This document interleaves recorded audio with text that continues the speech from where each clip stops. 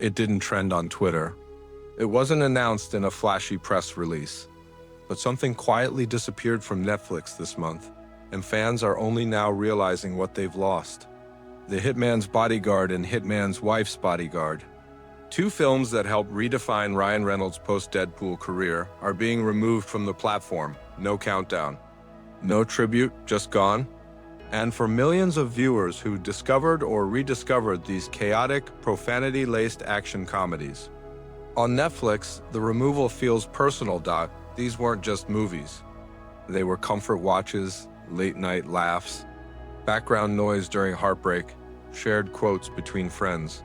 And now, they're vanishing into the digital void, casualties of licensing deals and corporate reshuffling. But why these films? Why now? And what does it say about the fragile relationship between fans, stars, and the platforms that control our screens? In 2017, The Hitman's Bodyguard arrived with little fanfare. The trailers promised chaos, bullets, and banter, but few expected it to become a global hit. The film's genius lay in its casting. Ryan Reynolds, fresh off Deadpool, brought his signature sarcasm and reluctant hero energy. Samuel L. Jackson, the eternal badass, played a hitman with a twisted moral compass and a love for jazz. Their chemistry was instant, explosive, hilarious. The plot was absurd. Reynolds' character, Michael Bryce, a disgraced bodyguard, is forced to protect Jackson's Darius Kincaid, a notorious assassin who's supposed to testify against a genocidal dictator. The journey takes them across Europe, dodging bullets, exchanging insults, and slowly building a reluctant friendship. Critics were divided. Some called it formulaic, others praised the performances, but audiences didn't care. The film grossed $183 million worldwide, tripling its budget and becoming one of the year's surprise success stories. Behind the scenes, the production was just as chaotic. Director Patrick Hughes leaned into the absurdity, allowing Reynolds and Jackson to improvise entire scenes. The result? A film that felt alive, messy, unpredictable, and full of heart. It wasn't trying to be John Wick, it was trying to be fun. And it succeeded. 4 years later, the sequel arrived. Hitman's Wife's Bodyguard promised more action, more profanity, and more Salma Hayek. Her character, Sonia Kincaid, was elevated from a cameo to a co-lead, and she stole every scene. Loud, unfiltered, and gloriously unhinged, Hayek brought a new energy to the franchise. The cast expanded to include Antonio Banderas as a villainous tycoon and Morgan Freeman in a surprise. Twist roll. But bigger didn't mean better. The sequel struggled to find its tone. The plot, involving a cyber attack, a fertility subplot, and a European arms race, felt bloated. Critics slammed it for being incoherent and exhausting.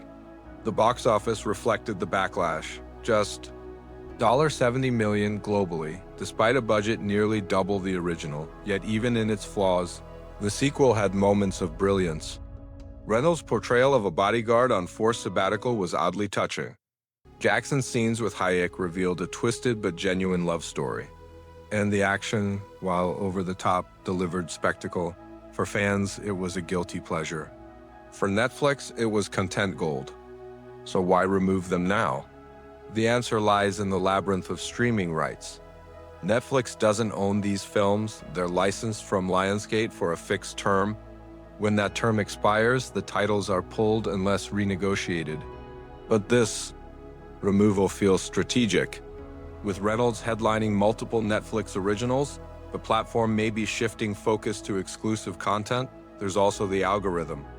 Netflix's data-driven model prioritizes engagement. If a title dips below a certain threshold in views, completion rate, or retention, it's flagged. Renewing the license becomes a cost-benefit calculation. And in a crowded content landscape, even fan favorites can be deemed expendable, but the lack of transparency is what stings. Fans weren't warned. No farewell montage.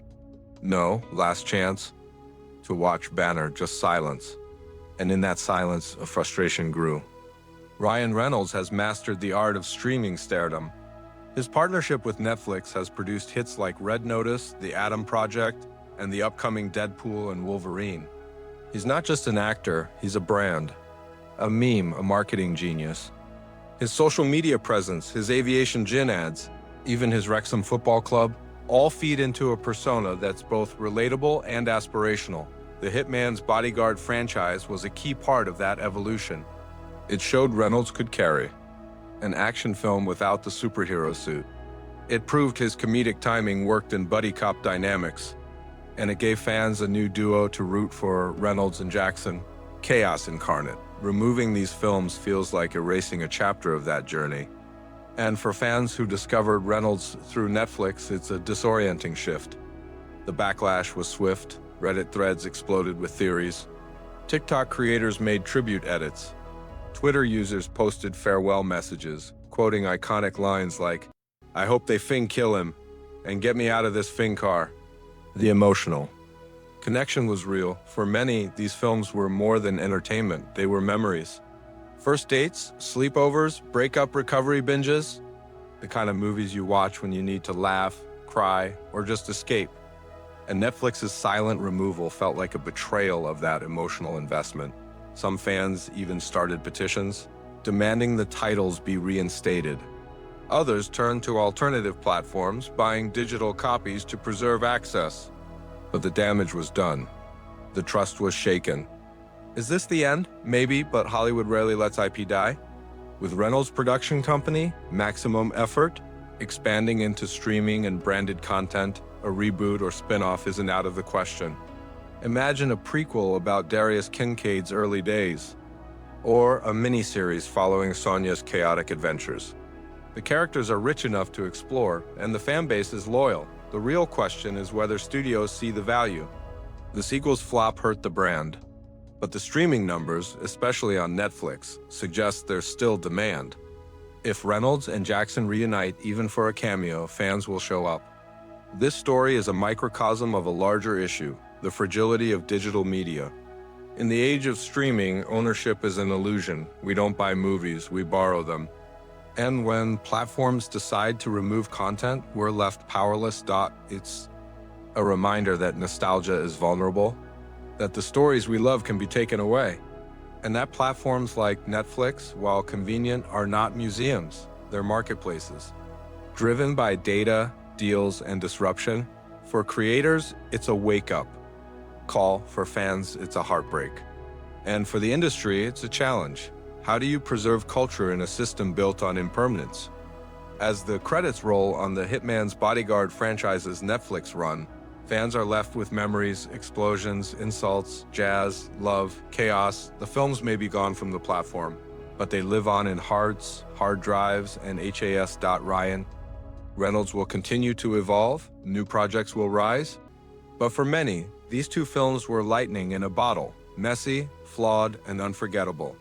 And their removal is a reminder that even in the digital age, stories still matter. Characters still matter, and sometimes the loudest goodbyes are the ones that never get spoken.